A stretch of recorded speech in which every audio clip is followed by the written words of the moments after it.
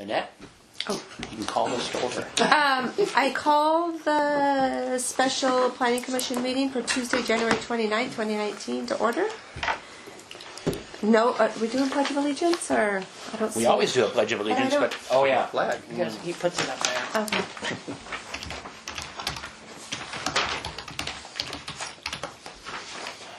There we go. All right, so I'll stand and do the It's a pledge. flag.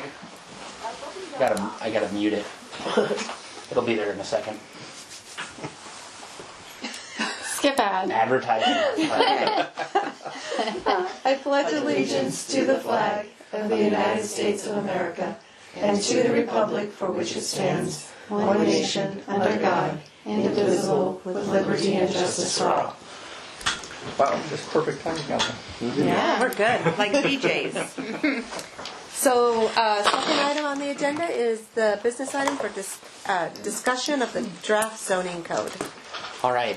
Thank you. So we're getting really close to our final public hearing on the zoning code. I hope it'll be our final hearing next Tuesday the 5th. This is sort of the final opportunity to go through the draft code, ask questions. We've had, obviously we sent the packet out to you a couple of weeks ago to give you time to read it. In that time, people who have seen it online have brought things to our attention. We've corrected a few typos here and there. No real major changes, but we're going to walk through what we have identified today, give you a chance to ask questions. This is also the last time to take a look at the map, which Carrie has printed out and put on the board. If we need to pull it down on the table, we can. And then I also, I've written up a memo that we're handing out to you that just kind of is going to touch on a couple of, I don't want to call them landmines, but I think if there are things that are going to be raised, this is sort of the list of things that I suspect could come to your attention, and so I would encourage you to spend a little bit more time thinking about those items and being prepared to address any potential testimony that might come forward. So I guess where I'd like to start is, has everybody had a chance to review the map? And I know we've presented it previously. There was one change, and I'll point to it on the map up here, which the property owners here at Hubby and Sydney have requested commercial mixed use instead of commercial corridor. That would allow apartments or commercial. Where's that at? Tell me where. It's near Gray Chevrolet. It's across Hubby from Gray Okay. Chevrolet. By Sydney Glen? Yes, near there. So I felt like that was an appropriate change, and that that would provide additional residents to support the commercial businesses in that area, and it's consistent with our idea of that kind of intersection being a local center. Other than that, we haven't made any other map changes to the zoning map. So any last minute thoughts on that before we move on to the text? Not hearing any. So that the most recent version, we actually replaced what was online yesterday because we had made a change to the map, but we forgot to upload the new version, and so that property owner pointed that out to us, and that has since been updated. So since the last meeting, we've made a number of changes, and I think I want to walk through them in the order in which they appear in the code. That way, if you have specific questions that you've made notes on as we go through this, please feel free to ask them. But I figure we'll go through it in chronological order. We'll discuss these issues. And Carrie, did you have a copy of that cartridge you gave me a memo already? So I'm going to go to the code sections online. So the first section that changed, our attorney had a couple of edits to the definitions chapter. And Carrie, I don't remember off the top of my head. What those were. Everything that she's put in there is basically just cleaning it up for prettier legalese. Yeah, so we've taken the word shall mean and we've just said awning means and then defined the term, and so that's really just a Scrivener's type edit. So an overall question on definitions. Sure. The one on the meeting we didn't have, which had a lot of redlining on it. Yeah. There's a lot of definitions that have been pulled out. We don't need those? No, a lot of them have been moved to the chapter 2039. So where the uses appear in a table, all of the uses in that table are defined in that same chapter. Okay. And the reason for that is because previously we had footnotes in our land use table, and so here we're defining the use and adding use provisions in the same chapter. Okay. So the definitions didn't disappear from the code, it's just got moved. They primarily moved. A few use definitions where we consolidated things. We used to define things like sporting goods store, Right. and now it's all under the framework of retail. We don't need to get into the weeds on things like that. So those have been consolidated. Okay. So anyway, Carrie, you provided this as a handout tonight, correct? The definitions chapter? No, I didn't, because I thought we were just going over it online. Oh, gotcha. So, let's see. Capital facilities was duplicate. Building facade, that was just the French C with the accent mark on it.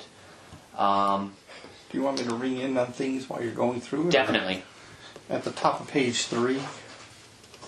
Are you on the I think clean it's on version? this version. Okay. On the Yep. review board. Shouldn't that be capitalized, or design review board? It's the proper name. No, not in the definitions. Isn't that a name of the board? Yeah, it is a proper name. But in the legals, planning commission's always lowercase. Is it? Yeah, city council's lowercase. For whatever reason, that's how Sharon does it. Okay. That's odd. Okay. It's probably consistent with other sections of the code, but I'm going to just make a note of it here, and we'll double check this. Because it's also with planning commission, like she said, on page 5. That's what it goes on page 4. Right. Okay. So, So I'm going to continue through this, and if you have questions about any of this stuff, please feel free to chime in. That's just rearranging something.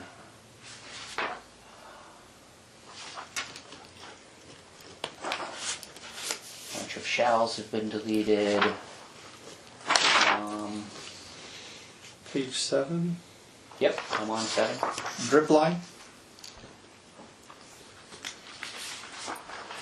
It's on page 8 on mine Okay. now, but Yeah, it's at the very bottom of 7 on mine. So, by the vertical projection, or does that should be horizontal projection? You talking about how far Yeah. out the leaves go?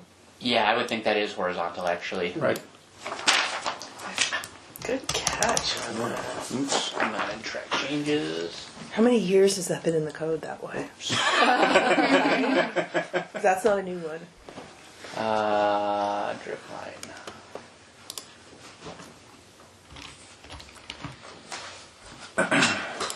Yeah. I got one on page 8 too. Okay. You put vertical back though. Oh, yeah, that was supposed to be horizontal. Oops. Yeah. It was still Good catch. It could have been in there for another 20 years. Okay. Electric vehicles parking space, Yes. right there. Is that a charging station you're talking about? Correct. Okay, because you define parking or charging stations elsewhere, and so that just makes it look like you can have a blank park space without any charging. I should That's add, just for- due to the presence of a Something to say electric that vehicle that's charging. a charging station. You Yeah. can talk about charging stations elsewhere.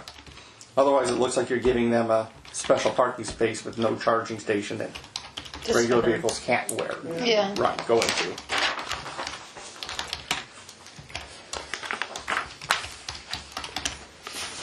Do. Oh, whoops. All right. Who wants to charge for them? Yeah, so this is another just inaction or actions. Clarification on floor, ground. Yes. That also could be considered be first floor, since you talked about second floor and lowest. I was a little confused by.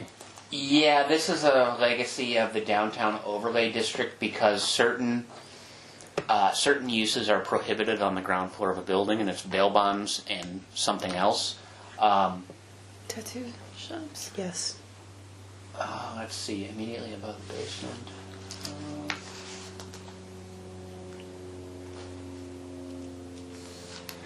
The lowest floor is kind of referring to. Well, yeah, I Basements think and sometimes you get in an subfloors. elevator and you want to go to 1 and it takes you up from wherever you are. Right. So the ground floor is meant to be, the street level floor immediately above the basement if there is one. That's us. Okay. I just want to make sure it was clear to everybody. Yeah. Yeah, and it only comes up with regard to bail bonds as far as our and tattoos. I think. Tattoo colors. Yeah. Oh, there's plenty of those around. Why isn't someone combined the two? One stop shopping. They may already be.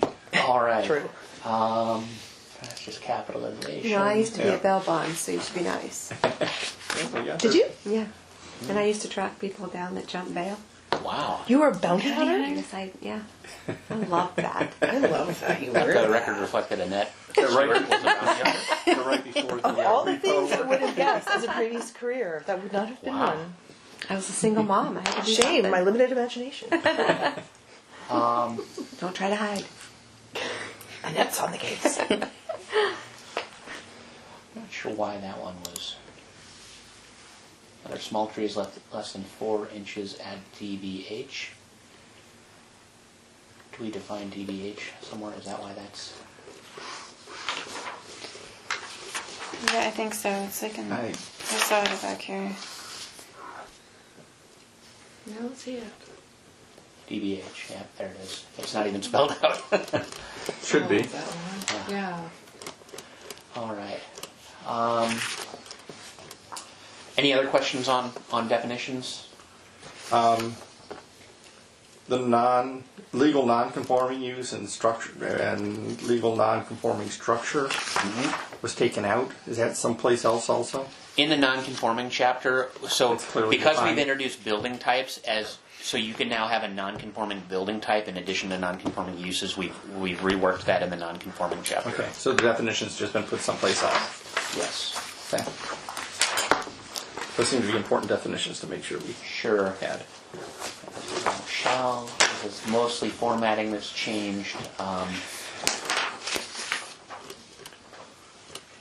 I don't know when the attorney sent this, but I must not have opened it because I feel like I'm reading this. You are.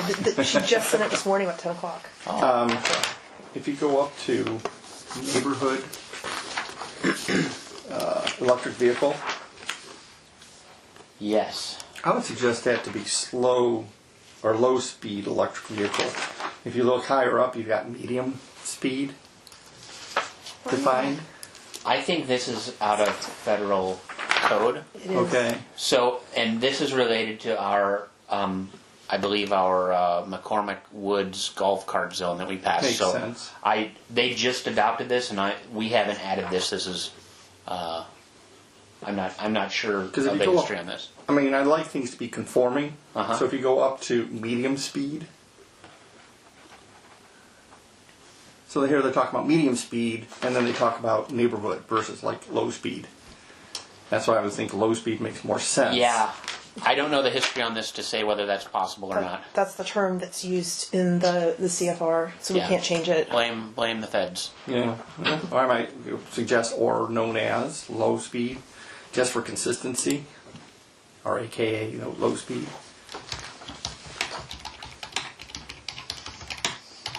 So then it fits with the medium speed definition too. It's probably harmless.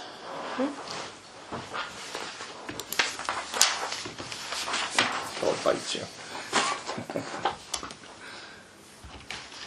Let's double check that just to make sure that's not a different type of thing. I will. All right.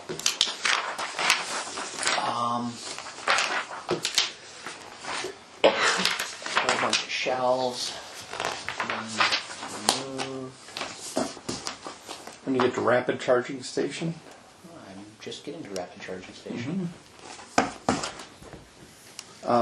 which level does it mean? If you go back to page 4 under charging levels, does that correspond to anything there? I think this is straight out of state law, but I'll have to look it up.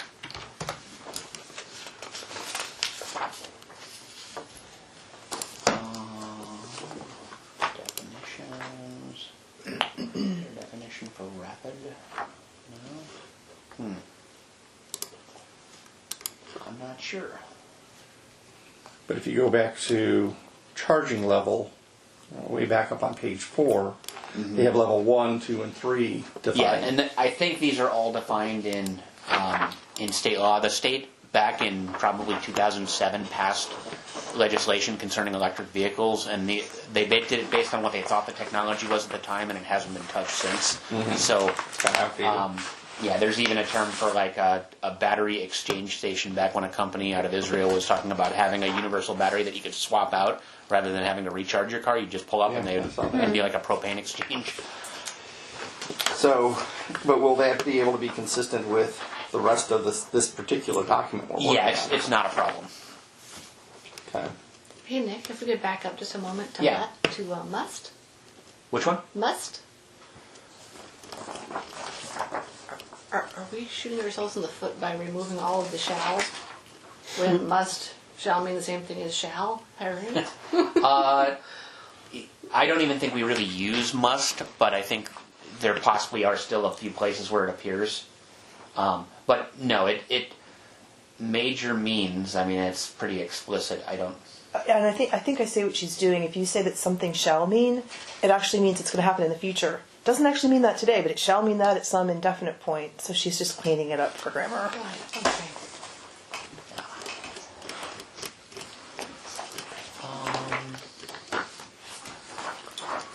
Reasonable use. Yeah, Reserve strip? Yep. What's that? And what's the created and feed? So a reserve strip is like a tract as part of a subdivision. If you set something aside, I can give you an example out at let's see here, out at these townhomes on Salmonberry. Which, if I turn on the imagery, so for some reason when they did this in the county, they created this strip which was to be a future access to this site next to it. That's like a reserve strip. Okay. And the term created in fee? Yeah. I don't. That just means it's a fee. It's you can hold title to it if it's right of way. There's no title associated with it, so Okay. it's like a fee simple type of. Should that be hyphenated then? Created dash in fee? No. I don't Or is think this so. all I think just a phrase? yeah, I think it's created in fee is just. And I think this is an existing Those are, definition. yes. We're not touching that one. And seniors now 55 or older? Depends where you're at. Yeah, that's what my question essentially is. Yeah, Where's the definition and we didn't change this, so okay. Seems like all the ones that say shall were already existing. Most of them. Although I might have copied some that said shall just because others did. Oh, I got you. I just noticed this, and it's who knows if it means anything. But the definition of city means the city, capital C, of Port Orchard. But the definition of Port Orchard means the city, lowercase c, of Port Orchard. Which is it supposed to be? Wait, go back. City. So there's capital C there, but now if you go to the definition of Port Orchard, it's a lowercase. I don't know which is correct. it should probably be capitalist. I'm just gonna make the call.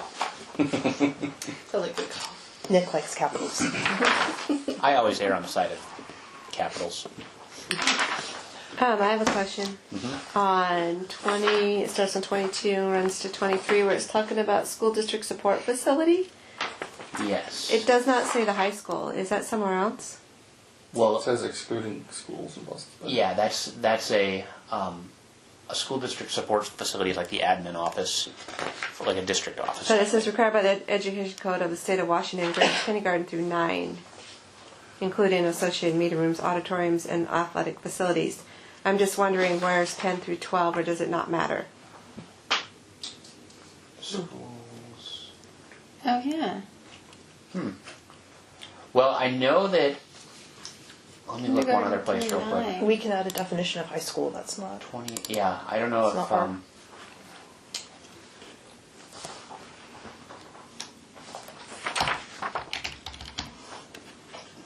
Let's see here. School K through 12 is the term that we use in the use table, so I'm not even sure that this is going to be an issue.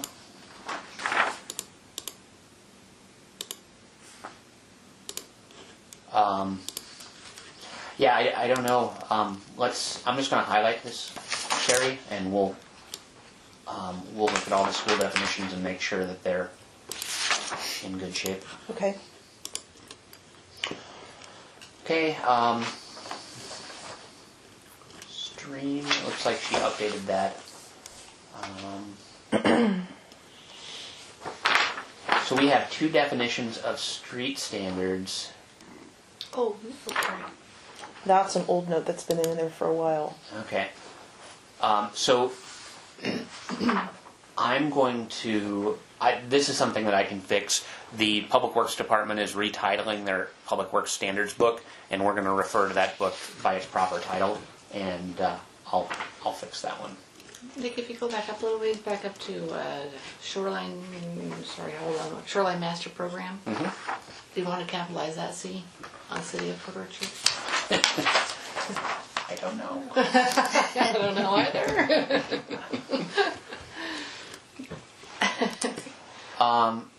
Okay. I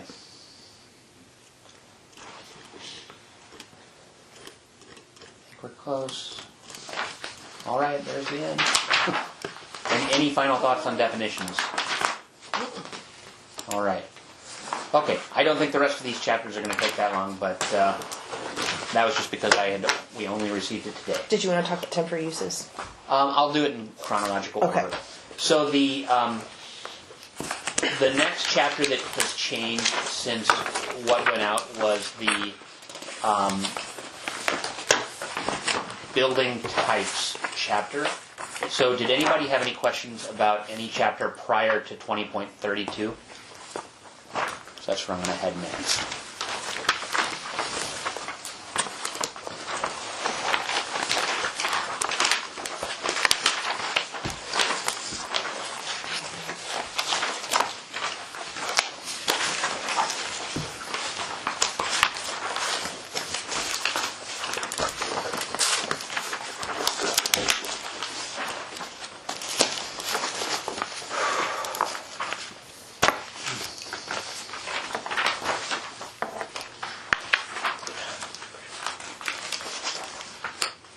Right, everybody looks like they're there. The first change, I noticed that in our definition of cottage court, we said 5 to 9 detached units, but in our technical standards it said 5 to 12. That is supposed to be 12, and so I've fixed that typo. The other thing that we've done in this chapter is we have added a table that shows the building types and the zones so that it's an easy place to go figure out what building type is allowed where. So the substance here is not new, it's just presenting it in another format so that it's easier to read for a user. And it basically says permitted building type. If there's a P, it's permitted. If it's a dash, it's not permitted. And prior to sending out the draft, we went through all the chapters and made sure that everything was consistent. Because in the building types chapter, the building type will say this building type is allowed in these zones. In the zoning chapter, it says in this zone you can build these building types. And so we're having to make sure that all the references match up throughout the code. And I think we've double and triple checked that now, and we have a table. Can I ask a question about duplex? Yes. So it says duplex is, the definition is side by side, They're side by side or front to back. but I have one that's upstairs, downstairs. The reason that we don't, so we could create a building type for a duplex that's stacked like that. The problem is those exist, but they're hard to build now because of fire requirements, because of the separation, and basically you're going to have a fire sprinkler in your building because of stacking them versus having them a firewall between them. And so if we want to add a building type for a stacked duplex, we can, but... So, well, my question is let's say it burns down, and I have to That's rebuild it, but I don't have enough, but there isn't a space to like put them in a different way. Side by side. Can am I going it's- to be able to put them back? Yes, it's a non-conforming building type. So when we get to non-conforming Okay. uses, I you'll just see wanna that make sure that you can rebuild if it's an act of God. You know, if you go in there and you start working on it without permits, and you've got the whole thing, and say, hey, I want a building permit to do this or to expand it or something, then you might have a problem. But if a tornado comes, you're okay. That won't happen. So I can't remodel it? Never important. You can remodel it up to an extent. You can't increase the degree of nonconformity. Oh, okay. So you can't make it more nonconforming. Okay. Okay, let me go. That's just a formatting thing. That's formatting. I think we had, I'm not really sure. Did you do all this, Carrie? I don't remember. It's got your name all over it. What? I don't know what happened. Somehow all the stuff, the numbering got changed. I don't remember doing it. Anyway, I think those We'll were look at that that was the together. extent of the edits in this chapter, was just related to adding the table and fixing that one little typo.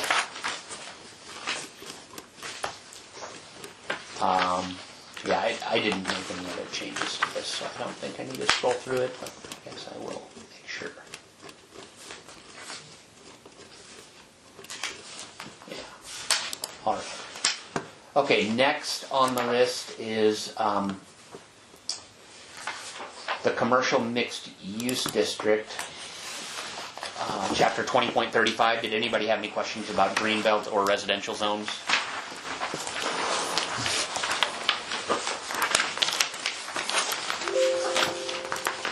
And actually, there aren't any changes to this one either. It's just that I saved the document more recently for some reason.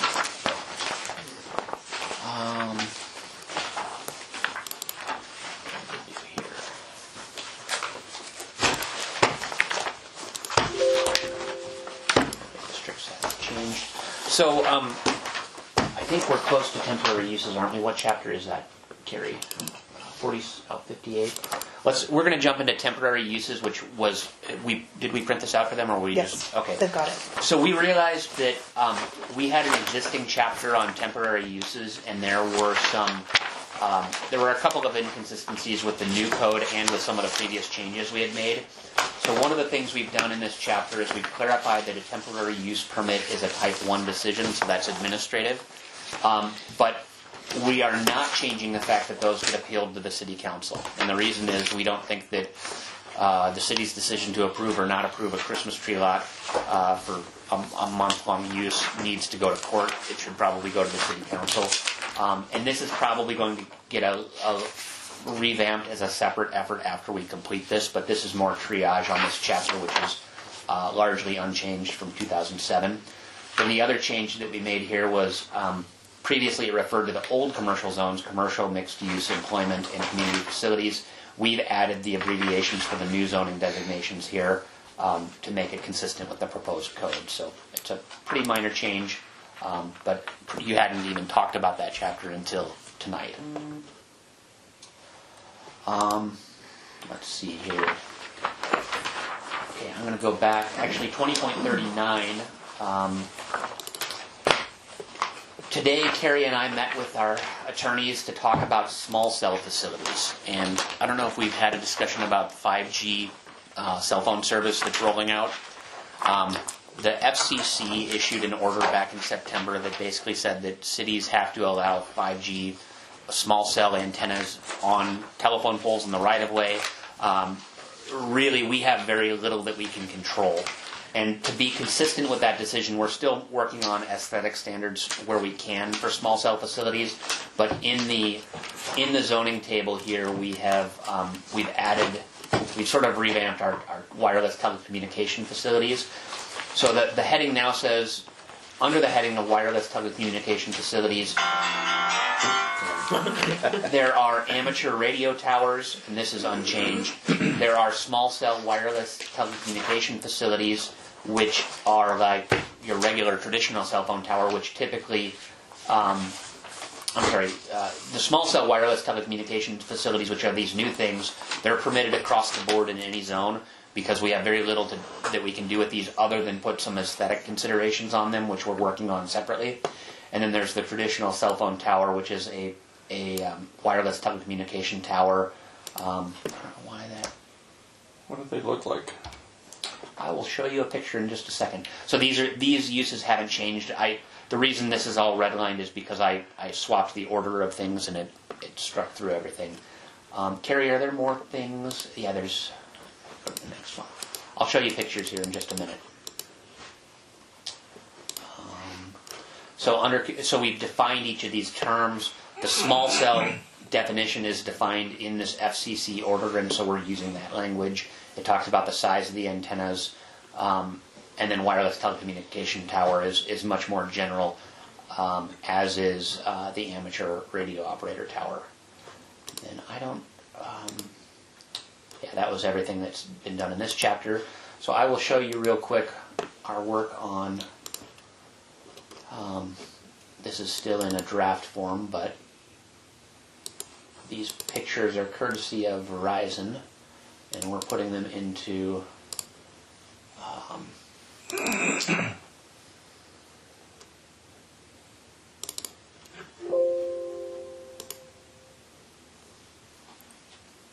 I didn't change anything. Don't save.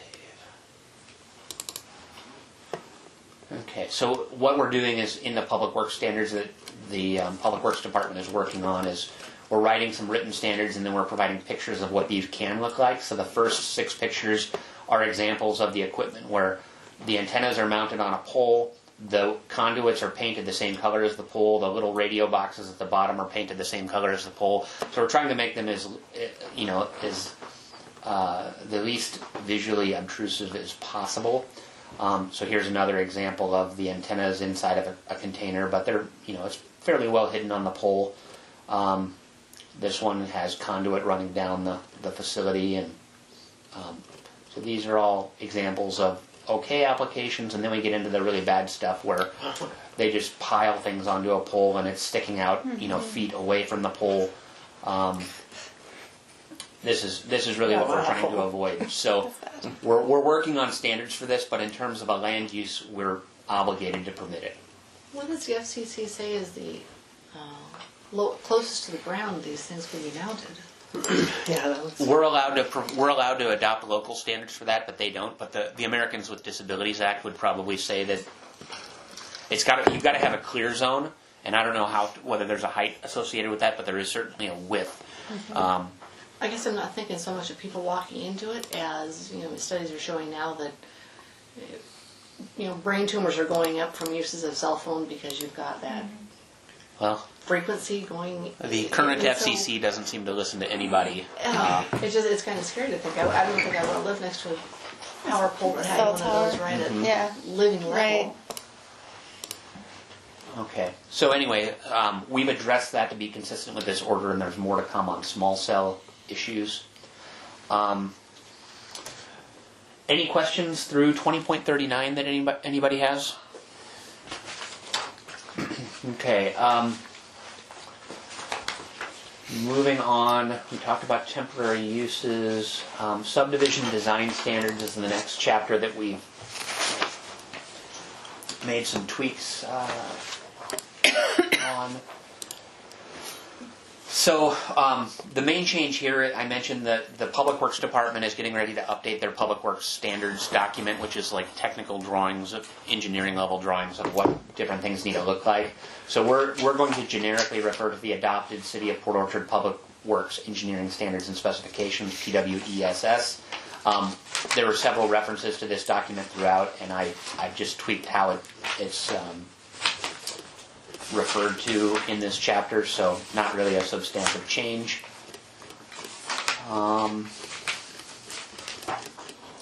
That's the extent of changes to that chapter. Then 20.124, we're going to talk about this more as part of our discussion of potential pitfalls, but generally speaking, so in the first chapter of this, or the second chapter here, actually it's the third chapter, an applicant may request a modification of the minimum number of required parking spaces by submitting an application for an administrative variance. So there's going to be some clarification on this variance when it comes to electric vehicle parking spaces to clarify that we are flexible on the number of electric vehicle spaces required. And I'm also clarifying here that this applies to the bicycle standards in this section. I think there were the cross-section referencing was incorrect here. When we get down to, so first of all, with electric vehicle parking, we're proposing to roll this out January 1 of next year. So this is a new thing. Even though the code will be adopted in March, this particular provision takes effect next year. That's at least what it's proposed to. You feel free to make a recommendation otherwise if that's the Planning Commission's desire.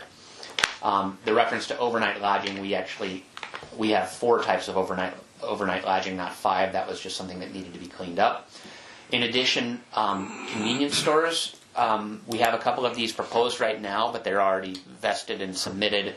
But if we were to get a new convenience store with a gas station, the trend nationally is that a lot of these places are putting in charging stations as part of their facility, so that somebody who's traveling through that needs to stop can charge. And they typically have 10 to 20 parking spaces for the entire facility. So 5% of that, with a minimum of 2 spaces, is kind of the bare minimum. So that's been added. The other thing that we had a blank for a date here. The numbers in this table double in 3 years after adoption. So 3 years down the road, it increases again. On the minimum, the 5% minimum, is that going to be a requirement, or that's what they can do? Do they have to That's put a in requirement, but like I said, you can still apply for a variance to have this reduced.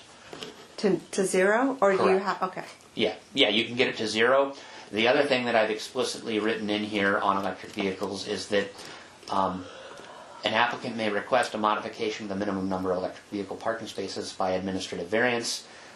Relief under the administrative variance may include, but is not limited to, we will let you basically dry plumb the electrical for the charging station. So if you're going to build a big parking lot, we don't want you to put it in and not have conduit there, because the conduit's going to allow you to put a charging station in later should the demand exist for one. We don't want people to not put them in because it means cutting up their parking lot. So one way to get the variance would be to say, hey, I'm totally willing to put in the conduit and make sure that my electrical panel is sized for this, but I can't afford to do the wiring, or there's some other limitation that leads me to believe that the wiring is not, that wiring this and actually connecting it, or there's no demand for it.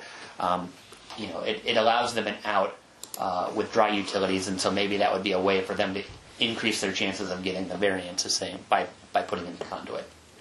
So I wanted to make sure that was clear. We had a numbering issue with one of these tables, and that is the extent of changes to the parking code.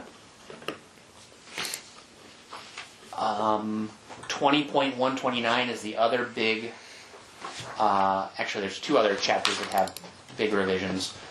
Significant trees. This, we talked to McCormick Communities today, and they had concerns about the way that this was worded, because it said approval of the director is required for the removal of significant trees. They felt that wording gave me total discretion on whether to allow them to cut the tree and replace it, or to just straight up deny them. And so I'm wording this in such a way that I have to grant this, provided that their proposal meets the criteria in this chapter. So as long as they're replacing the trees, I have to allow them to cut it. I don't have the discretion just to say no for an arbitrary reason of my own. For my own clarification, does that create any potential conflict with the CAO? If it says you have to let them do it, if this chapter standards are met, what about also the CAO? Yeah, you're right. Okay. This, provided that the, let's say, other standards of the Order Municipal Code.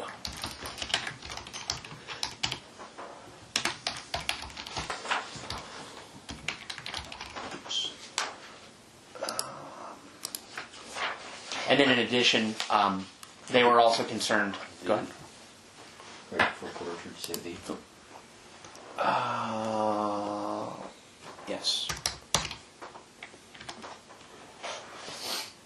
So then the other thing that they had concern with was that they didn't want this chapter be interpreted to say that they can't do mass grading. They still have to replace trees at the right ratio. And so I'm explicitly saying that the significant tree chapter is not preventing them from doing mass grading.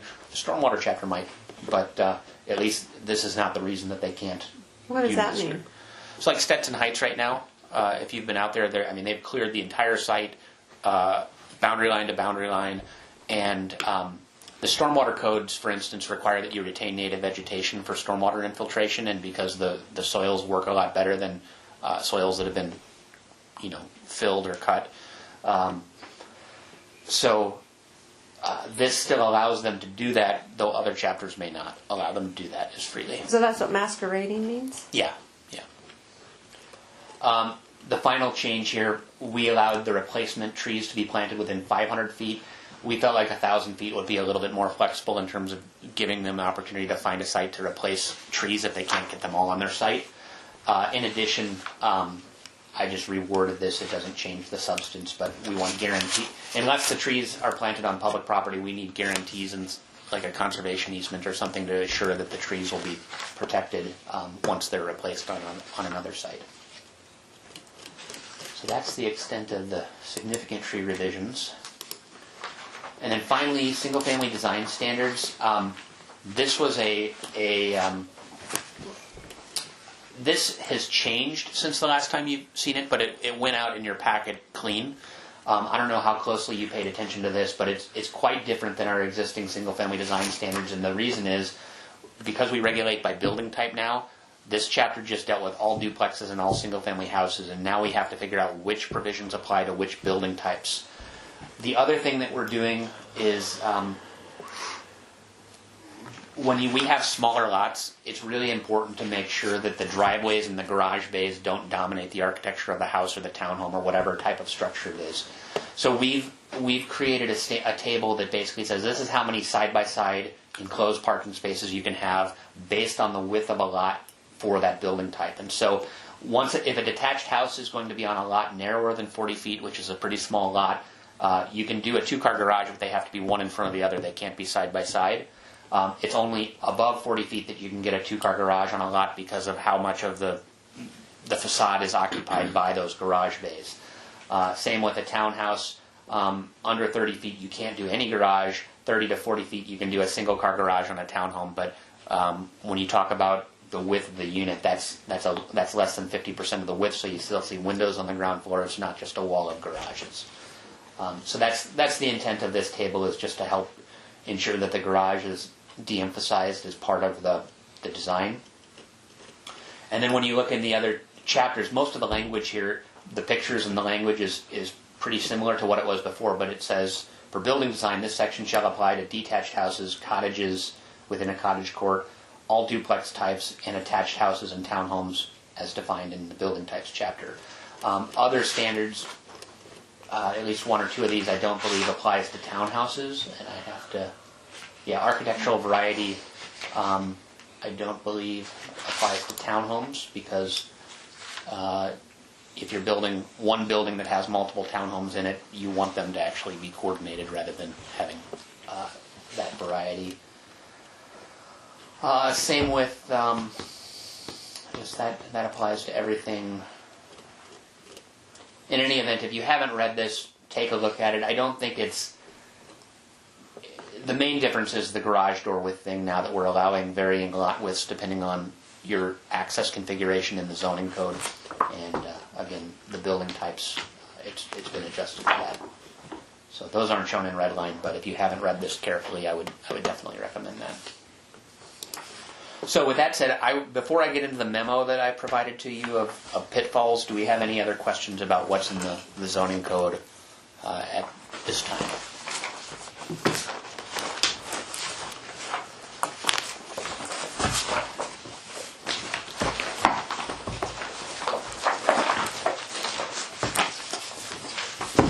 Seeing none. All right. So the memo that has been passed out to you, I just wanted to walk you through the things that I would foresee being potentially controversial as we move forward. That way, if somebody comes and provides testimony, you've had a little bit more time to think about these issues and can potentially have a discussion next week, which wouldn't set us back in terms of making a recommendation to the council. So first of all, I know the community for years worked on the downtown overlay district, and that has been radically changed from what it used to be. Now it is strictly a downtown height overlay district with a downtown mixed-use zone. And so previously the downtown overlay district dealt with everything. It had landscaping, it had land uses, it had heights depending on which side of Bay Street you were on. And so we've tried to simplify it greatly. Bail bonds and tattoo parlors still have to be upstairs. But generally it does the same thing, but I think it's a whole lot easier to read and easier to implement. So I could see some either downtown merchants or people who have been involved in that in the past being concerned that it's going away. But I think we've done a pretty good job protecting it. The View Protection Overlay District is another one that has changed. We really looked at topography and tried to contract that as much as possible because, you know, our previous View Protection Overlay District allowed people to apply to the City Council for an exemption. That's really not a good way to do things. If somebody doesn't have a view, they shouldn't be in the mapped area in the first place. So we've tried to take as many properties out of that as possible while ensuring that people who do have views have those views protected. So is there any way that you can give us a map of what it used to look like versus now that you've taken those properties out? Yes. Do you know where the view is? That's on the website, right? The existing one is. Planning map. So I will show you what the existing map looks like. It is on. Is that it? Yeah, here's the view protection overlay. So the blue areas here are the view protection overlay district in the existing code. It goes all the way out Tracy. It goes all the way up past the courthouse on the flat areas of Sydney, where there's really no views to speak of, except maybe if you're standing in the middle of the road looking straight down the road, you can get a sneak peek of the shipyard. So when we go to, and I'll put these side by side for you. In the overlay district chapter, there is now a view protection overlay district map. That's downtown heights. So here is the view protection overlay district map next to the old one. So there still are some views out at Ross Point that are protected, but it certainly doesn't go all the way out to the entrance. There's nothing out here right now anyway, except for a few houses here and there along the road. It certainly doesn't go up past the county campus. You can see the county campus is this block here. So it's to the northwest and the northeast of the county building. It is not directly in front of the county building because that goes into the downtown overlay or the height overlay district. And then the areas along Tracy where I think people are very concerned about views is still included. There's a few properties here where it flattens out and you don't have quite the same views that have been taken out. So yeah, I think just going up Blackjack Creek, some of this stuff has been taken out as well, just because there aren't views to protect from the cemetery. That's pretty wooded in there. So can I ask you a question? Yeah. Where Gravelly Park is out here, and then, you know, there's the houses here. If they were to build up and take the view from this street, So that's in the downtown district. So that was previously in the downtown district and is still in the downtown district. It wasn't part of the view protection. So what does that mean, though? I mean, how? Downtown, the heights have always been allowed. Okay. So they can take the views that are existing. Yes, yes, that hasn't changed. So if they say where Tweetins is or the Ford dealership when they move and they put condos there, Yep. they can block the view of the people behind them? Yes. With the new way or the old way or either way? Both. With the old way and the new way, that hasn't changed. So that the downtown areas, let's go up to the downtown height map. So this is the downtown height map. You've got the dark green is 3 stories, the light green is 4, and the yellow is 5. So here on Bethel, where you're in the canyon and everything's up above you on the hillside, that's where you can allow the most height. Okay. That's also where the 4-story height is here. This is a big hillside here, so there's condos up on top of this hill that see out over the Comfort Inn. This is the Les Schwab. So the Les Schwab doesn't, their view could be blocked by what happens across the street. That's why they get one additional story of height, is they can get that top floor up above the building that's in front of them. Is there compensation or anything? No, and in fact, well, first of all, the Shoreline Master Program does say that when you're within 200 feet of a shoreline, there are height restrictions, and that's in the Shoreline Master Program, not in the zoning code. If a proposal is going to block a significant number of residential views, you can condition a project for height under the Shoreline Master Program. So there is a protection for waterfront development when it's going to block views, but the state law defines it says it's going to block a substantial number of residential views. So it doesn't care about commercial views, it only cares about residential views.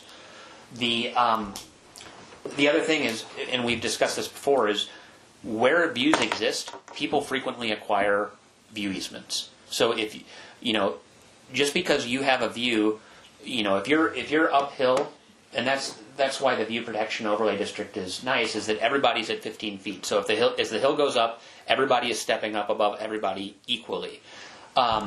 If you flatten out and you have a view, but you're on flat property and your neighbor builds a 15-foot house in front of your 15-foot house, you're not going to have a view. You have a right to buy that property. You have a right to buy a view corridor. You can buy a view easement, but those are private transactions, and the government. I mean, it's very difficult for the government to insert itself into those situations where it's arbitrating between property owners when they're concerned about views.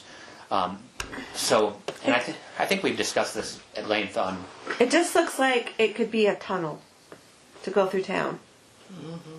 Well, that's the height that's allowed now. So you're talking about the downtown height overlay? I'm talking about the light green and the dark green. If you drove through town and everybody put condos or whatever down there, I mean, like with Paulsbo, you drive through their old part of town and they have their buildings, but you can see over the top of them, or they have their big waterfront park.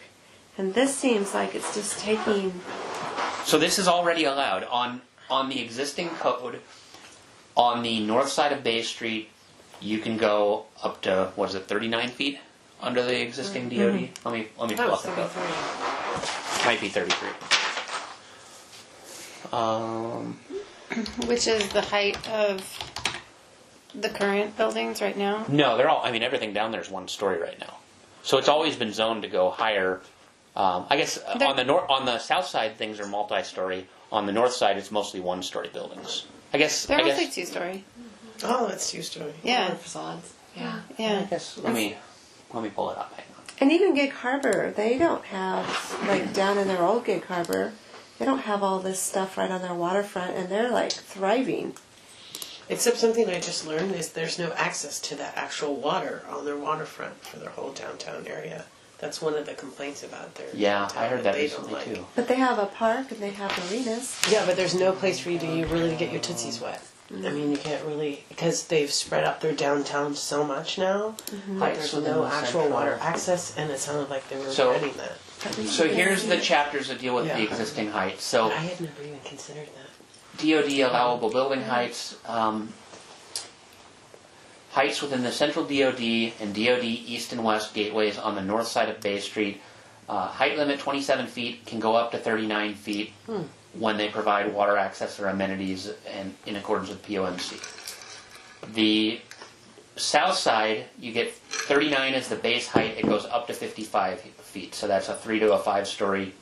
I guess that's it's hard to say. I don't know where they came up with these numbers, because typically the ground floor of a building you need about 13 feet, and then you need about 11 feet for each additional floor.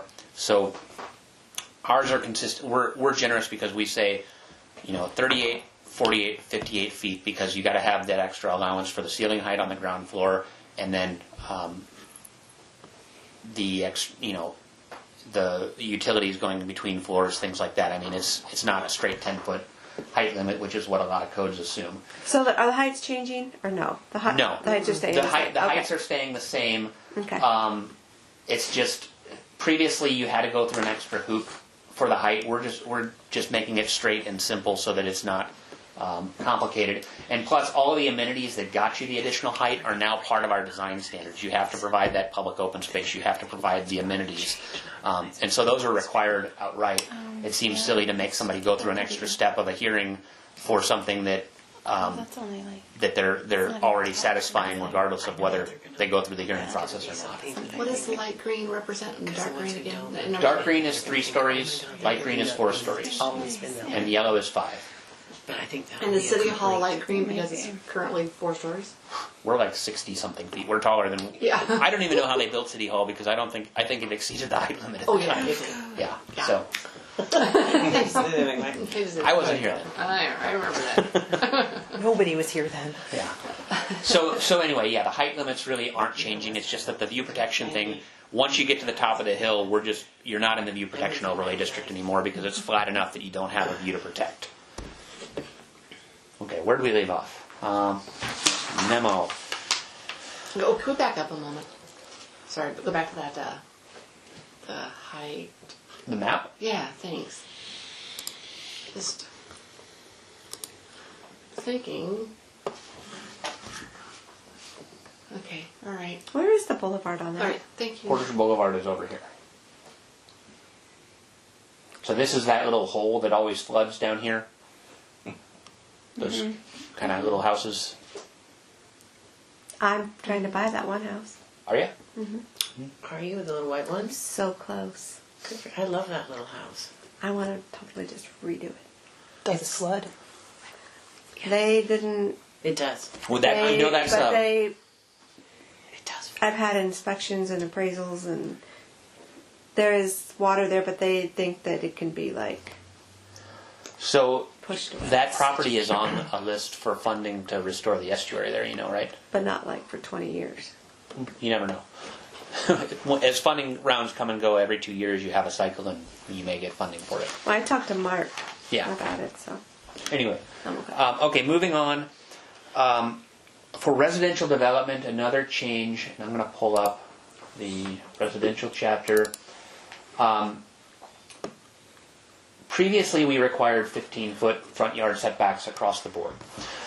The thing that, and Jim Fiskin, who works across the hall, he's a current planner, he was really advocating for 10-foot setbacks, and he finally convinced me to make the setbacks 10 feet. And the number one reason is, well, there's two reasons. Number one, we're trying to get people to put garages behind their house or use alleys where possible or really minimize the parking impacts on their house. One way to do that is if you let them bring their living space that much further into the front yard, that's that much more of the front yard that can't be occupied by cars or garages. So that's one reason to do it. The other reason is that on a small lot, a 15-foot front yard is pretty unusable.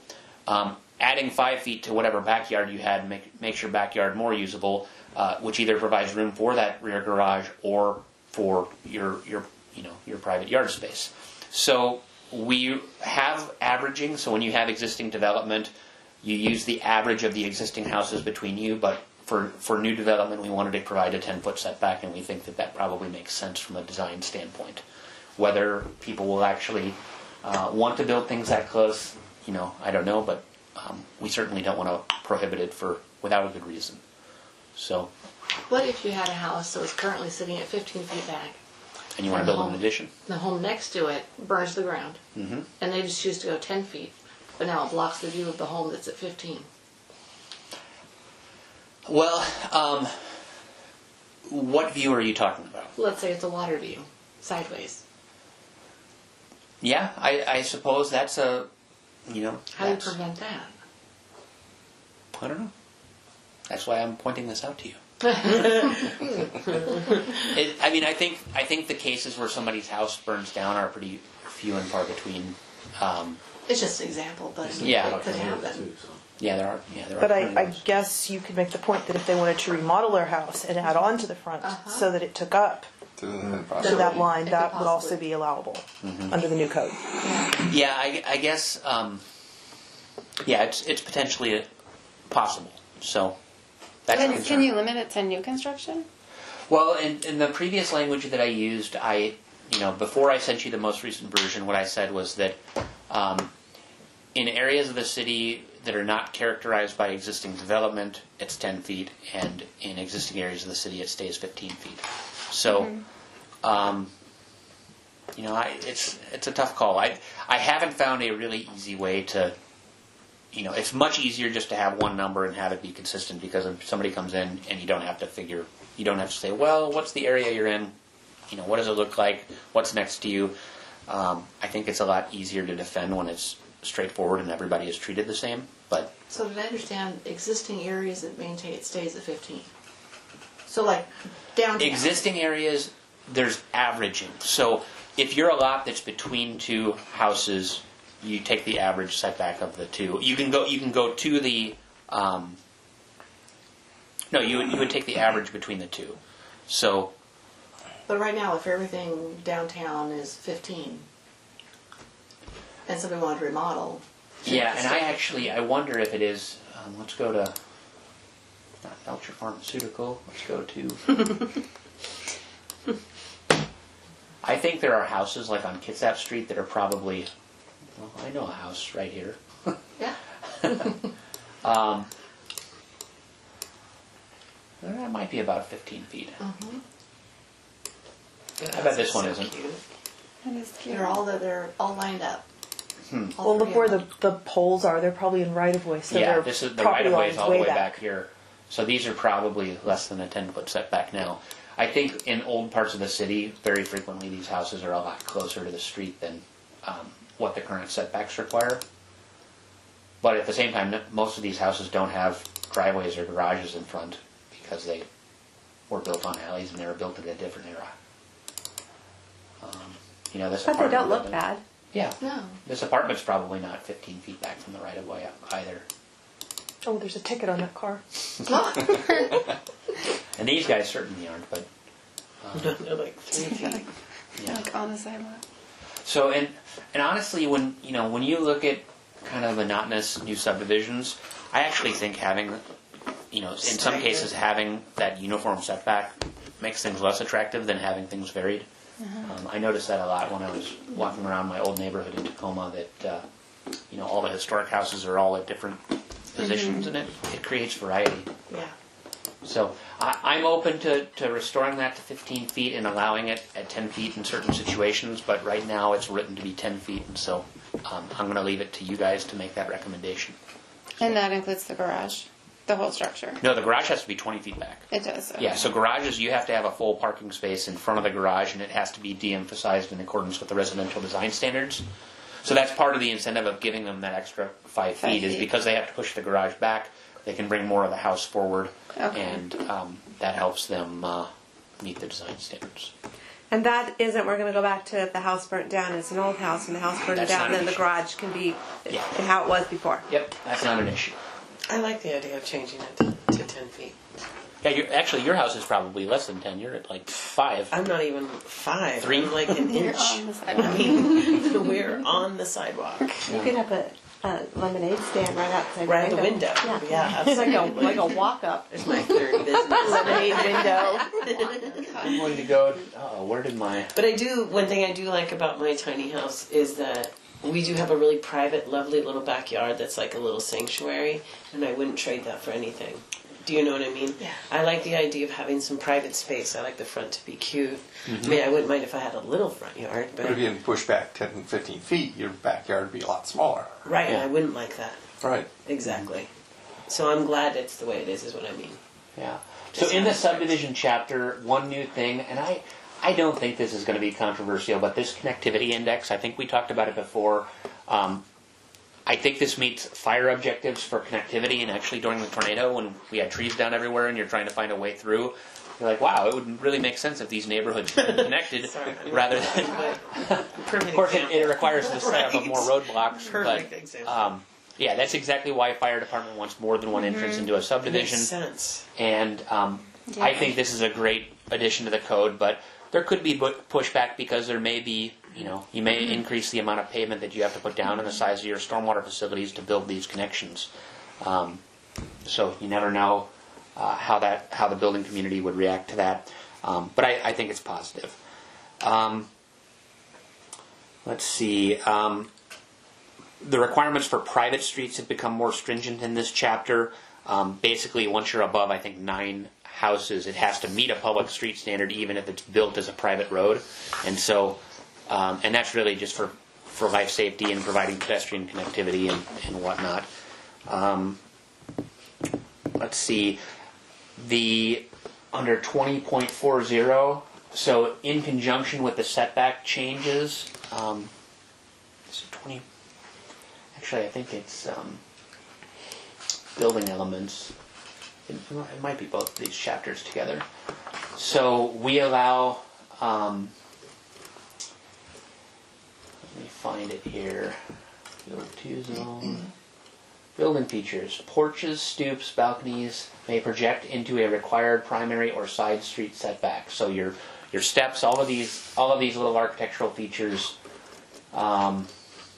described in the other chapter that I opened. Awnings, canopies, balconies, these things can go into your setback, but not into the right-of-way. So, let's see, gallery and then a porch.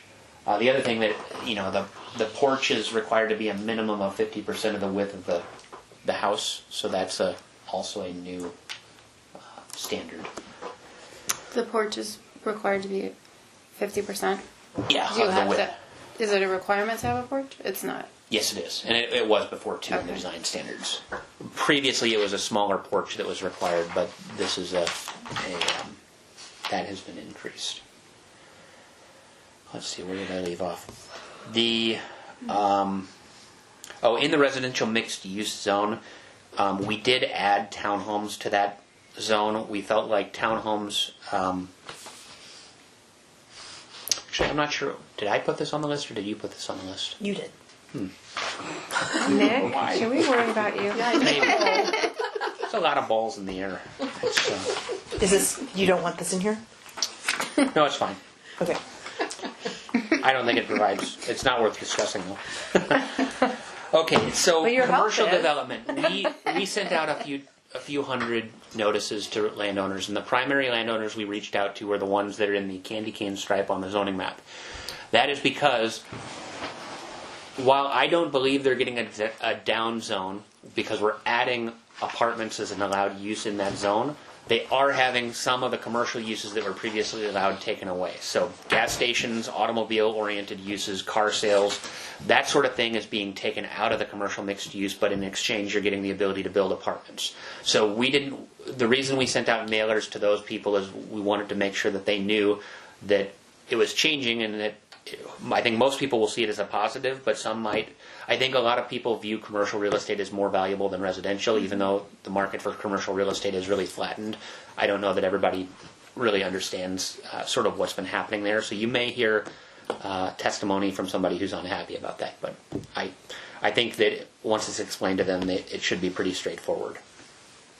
The other thing that's changing is that the commercial. Previously, we had one commercial zone called commercial, and it was the entire Bethel corridor, and it was red.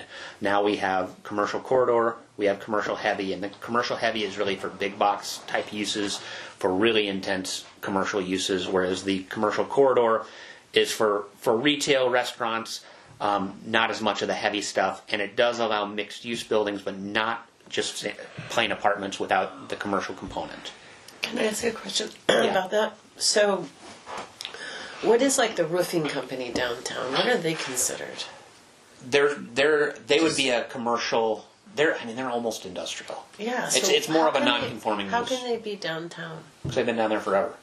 It's just that way. Yeah, until they move or change the use, they're legally non-conforming. Their office operations would be conforming under the new code, but their storage, their outside storage and everything would not be. Yeah. Yeah. What is Moving yeah? out to Gorse. What is the difference though between them and say Penn Feed? I already heard that. I mean, because they're storing stuff too that they sell Yeah, they're versus the repair of roofing. equipment is non-conforming also. They've also been there forever. Yeah, they've also been there forever. So if they ever leave, then that goes away. It should be converted to a retail use or something else more compatible with downtown. But isn't that a retail use too because of the tractors they sell and that? I mean, so aren't Yeah. they kind of mixed? But wouldn't that also be the roofing company? The roofing company really is a service more than it is a retail use. The office function of the roofing company is fine. It's really the storage yard, the heavy vehicles that are stored there. I think there are portions of each business that are conforming and portions that are non-conforming. So I kind of just sometimes think that the city doesn't like certain businesses, and I don't mean to be negative about that, but it's kind of like they're very clean. I mean, they're not. I think it's eyesore. That's what the city doesn't like, is something they consider an eyesore. But you look at that restaurant right next to them. That's busy, I guess. I've never been in it, but they have that. yeah. The That's same color horrible. yellow. They have the There's dirty a big wall. chunk of the roof missing Yeah, right now. but yet Yeah. they're okay. And it's Well, just from a things use like that. standpoint, the use is good for downtown, but it doesn't mean the building's in great shape. So both buildings are pretty worn out and are ripe for redevelopment. I would say. When we talked about this usage, we talked about the where Bay Ford is across the street from the Old Les Schwab. Yeah, and looking at, does that remain commercial mixed use, or does that remain commercial industrial, or? That is going. I can't see the map from here. Let me pull it up. Don't laugh at my desktop. It's full of. Yeah, there was a lot on there. I thought I was bad. How do you find anything? Let's see.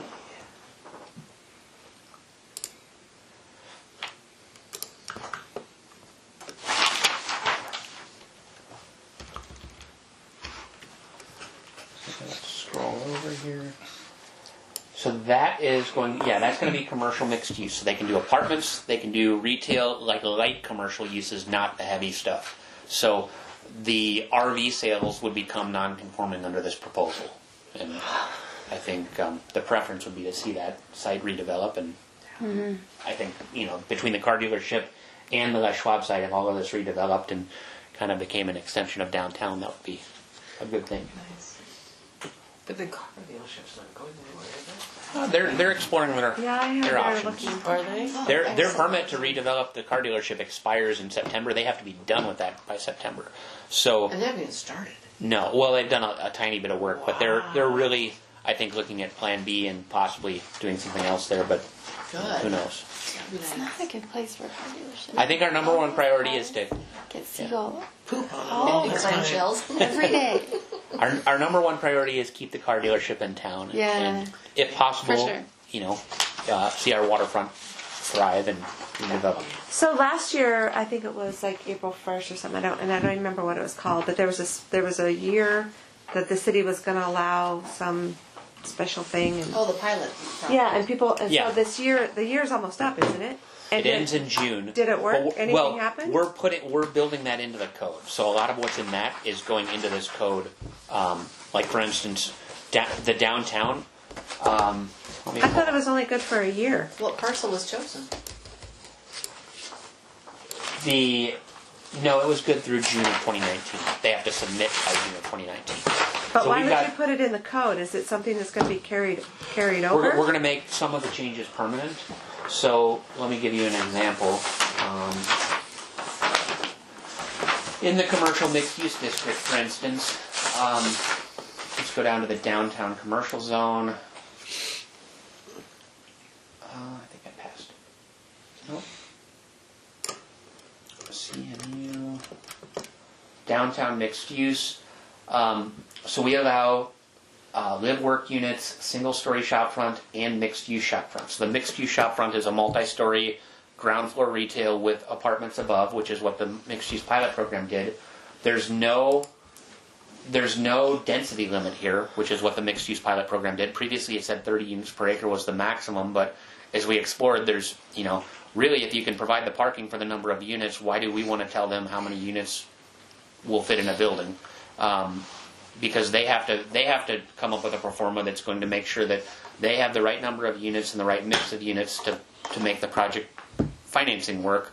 And if they can figure out how to make parking work, we're not going to stop them from going forward with the project. So that's built in here. In the parking code, we've made provisions to allow them to build off-site parking facilities. It doesn't have to be on the same lot. So rather than having a big parking garage entrance on Bay Street, if somebody wants to buy a property off of Bay Street and find a place to put a parking garage, there was the proposal to build something under Prospect Street 10 years ago. We don't want to stop them from putting their parking on another site or coming up with an arrangement for parking where they would share it with another building or, do something more creative to get a better project. So those are just a few examples. Why would you put something though in a like a permanent document that's a pilot program that you haven't even seen how it's going to work yet? Well, we did get a submittal. Let me pull open my email here. And so I'm sure you've seen this, but It's cold in here. We need like a list of. Let me turn up the heat because I think it shuts down at 5. Oh. oops.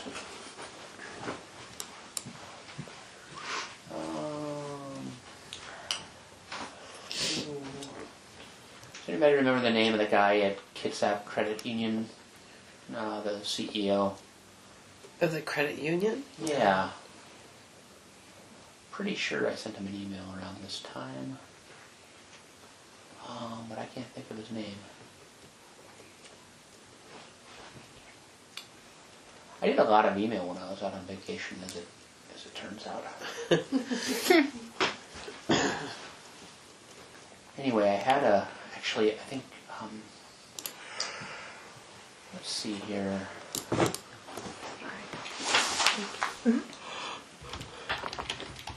I think Steve Seago sent me the presentation that he made.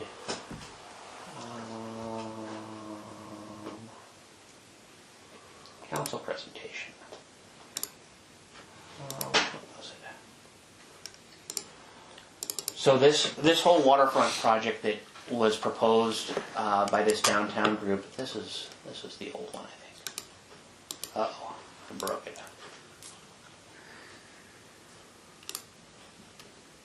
Okay, so yeah, this is the project that I think you probably saw in the paper that includes.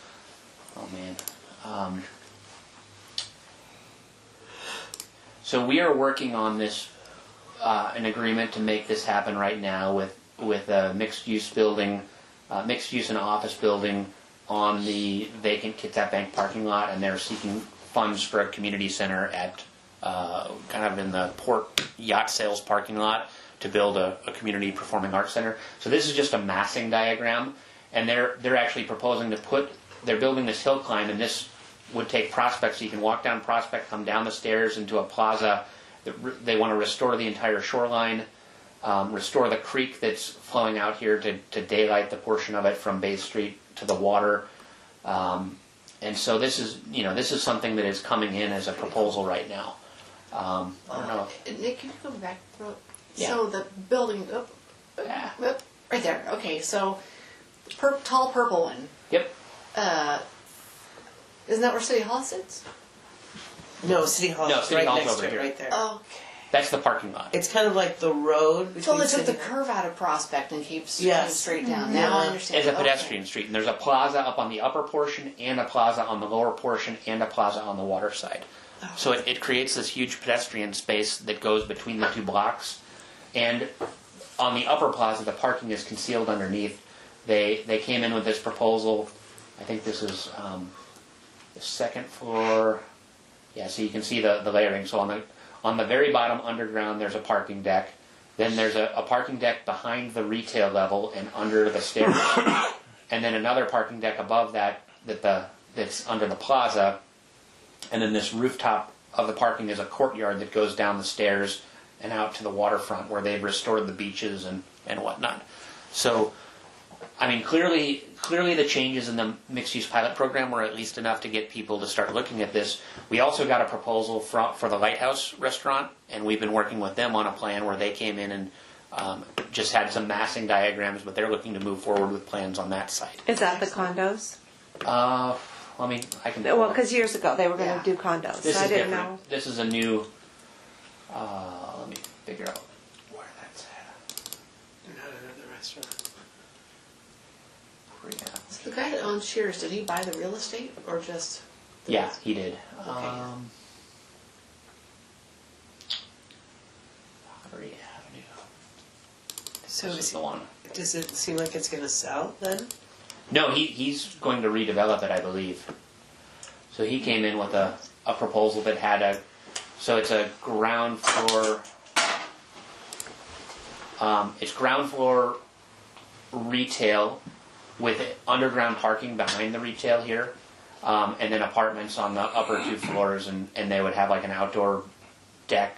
This was just a really rudimentary drawing, but the fact that people are actually coming in with proposals shows that the changes that we're proposing make things viable, whereas previously they hadn't been viable, and so a lot of this stuff is being made permanent. You can make a lot of money with doing that there. It's prime real estate. It's a lot of risk too. Doesn't it have a lot of water property though with it? It does, but the water property is also more difficult to permit. I mean, there's more environmental issues that you have to address. There's that new dock there, though. That's really Yeah, the nice. pier. Yeah. So back to the the memo, the other thing that is being made permanent is the self-storage overlay district. So you probably saw that the overlay chapter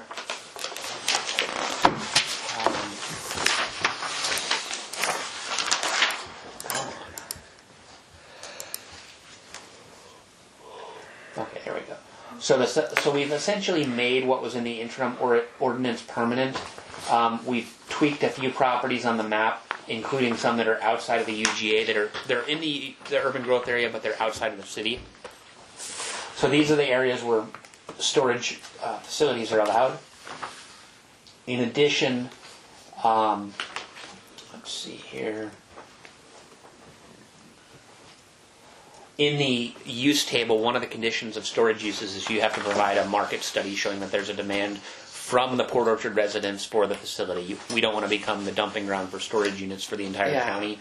We really want to make sure that the square footage that's available here is commensurate with our population, and that if somebody needs it to serve the county, that they're building it out in the county UGA and rather than filling the city with them. Let's see, on the third page of the memo, I'm getting near the end here.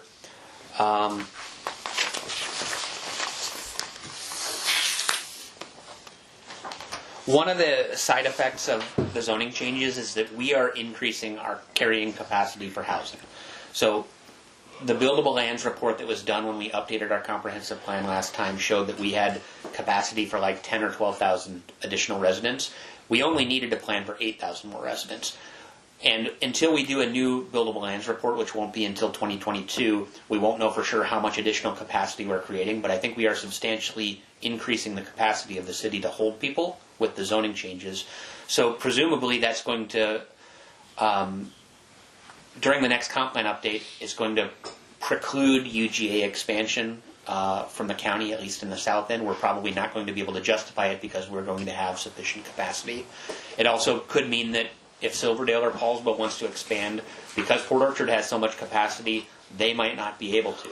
And so we're increasing the supply of land for housing, which is, I think, based on the commercials I see every night on TV, what the region needs. With that, do we have the infrastructure to support the increased volume? We do. We have for Sewer, water rights, electrical, water and sewer we're in great shape on from a sewer treatment plant standpoint and from a water rights standpoint. That doesn't mean that we don't have to drill additional wells or put in additional pumps and increase the size of our lift stations. But those are things that typically developers finance as they build, as they permit their projects. Some parts of the city have more existing pipe capacity than others, but the water rights and the sewer capacity is there. So will you say that again? What you said about Silverdale won't build because we have. No, Silverdale's going to continue building. No, just tell me what you just said. So when you want to justify expanding your city, not annexing, but actually expanding the urban growth area, which is the county urban area surrounding us, the gray area on the map. Okay. All of the cities, every 8 years, they get together and they do an analysis called the Buildable Lands Report, and they say, how much capacity do we have within our existing urban lands? And in order to get more urban land, you have to show that you have insufficient urban lands within the city. So because we're increasing our available urban land by essentially allowing more density, people are going to have to wait longer to grow outward as a city. But it's countywide. It's not just the city of Port Orchard. If Bremerton upzones or if Port Orchard upzones, it increases the capacity of land in the entire county, which is how we have to look at things. Okay. So, thank you. Okay. Transfer of development rights program. I think we've talked about this before. I think this will be used maybe once or twice. It hasn't been used yet for the county. We're just simply giving people more options as a receiving area. And so the map that's included in the TDR chapter, which is 20.41, shows the areas that can receive the additional height bonuses. Oops. Hey, Nick. Yeah. When we discussed TDR a number of meetings ago, I had expressed my concern with somebody out in the county property, 10 acres of land, they log it, turns into a giant pile of sticker bushes, and they perform a TDR, and we're and it defeats the whole point. My notes are that we're going to look into how the county is going to prevent the destruction of land before this occurs. Well, I suppose, first of all, if property is zoned for forestry, they typically change their tax designation because forest land is taxed differently than urban land. If you log a property, there's a moratorium on anything that you can do with it. But if it's forest land, it's for log, so there's not a whole lot that we can do. If it is agricultural land, or if it's just rural 5 or 10 or is there 20? And I think there's 20 acre parcels as well in the county. 40's left. Forest practices aren't explicitly permitted. You can go get a forest practices permit from DNR, but that's separate from whether the land use designation is forestry. So presumably, we're buying the development rights from rural and agricultural lands, and so if it's designated for ag, they shouldn't be doing that sort of thing anyway. And the purpose would be to protect the ag land. It's to protect the ag land. Or how is the county going to prevent the ag land from just turning into a giant pile of sticker bushes and scotchbur? Well, there's going to be a conservation easement on it. So the conservation easement is going to have specifications for maintaining the property going forward. Looking backward, though, who knows? You can't change what has happened in the past. But if somebody's willing to sell their development rights, it certainly means that it's not going to be developed. It means that the soil's not going to, that mass grading term, like what happened out at Stetson Heights, they're not going to be out there clearing the site. If they log it, it'll regrow. So if there's a wetland out in the county, and maybe it's a large enough property that would allow for, just saying 10 homes, right? And so they perform a TDR. What happens to that property that's out in the county that's the wetland? Well, so the wetland, first of all, you can't log within a wetland or a wetland buffer. Right, I know. In the rural area. No, you right? can't. No. Yeah. So those are protected anyway.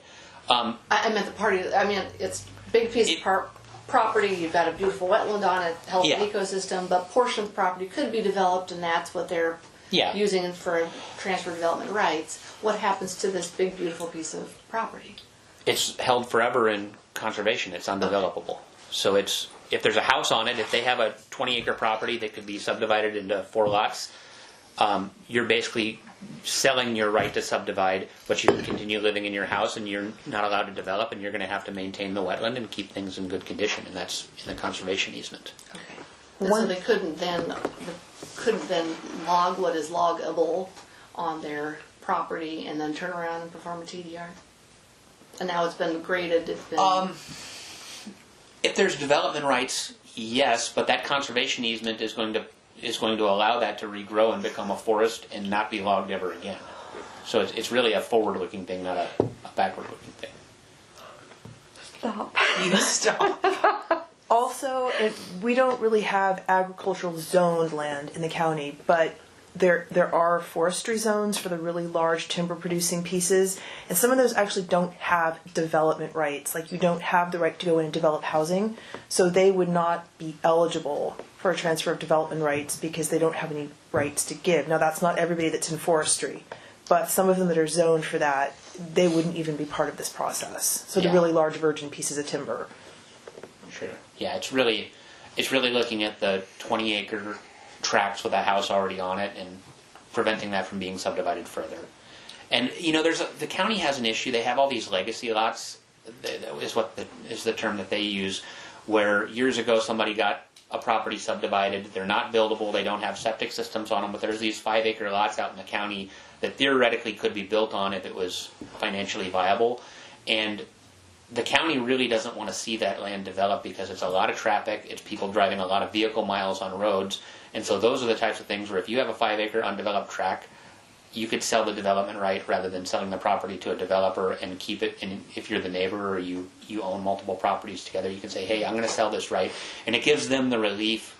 They may not want to see it developed, but they also don't want to just hold it forever at their own expense. So using that as an example, is there anything stopping the property owner from, on this 5-acre legacy lot, going in and logging everything, strip clearing everything, and then now it just really does become scotch broom and sticker bushes? And then how is that preserving the ecosystem, which is the intent of the. Once the development right is sold, there's protection. Before it's sold, there's not protection. So then can a TDR occur after this 5-acre legacy lot has been strip cleared? I don't know. Strip clear sounds like stripping vegetation from the site, which is, I think, different than just cutting timber. Are you saying what would be to prevent someone from coming in advance of doing a TDR exchange, logging everything and taking all that profit?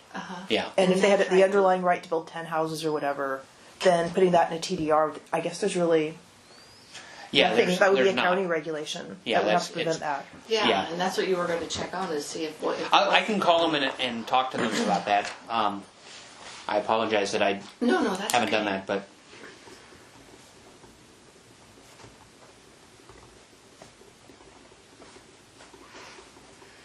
Okay.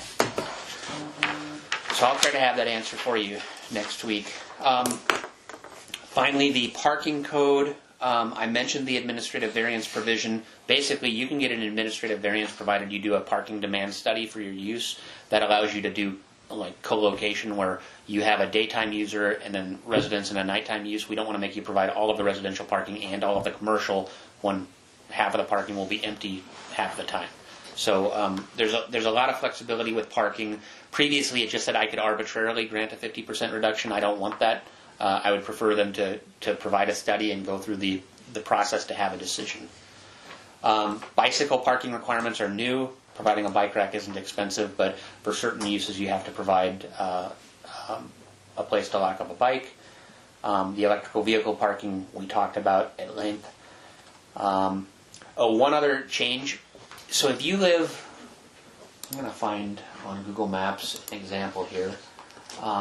If you live on an existing street that doesn't have sidewalks, and I think... That would be me. That's not Google Maps.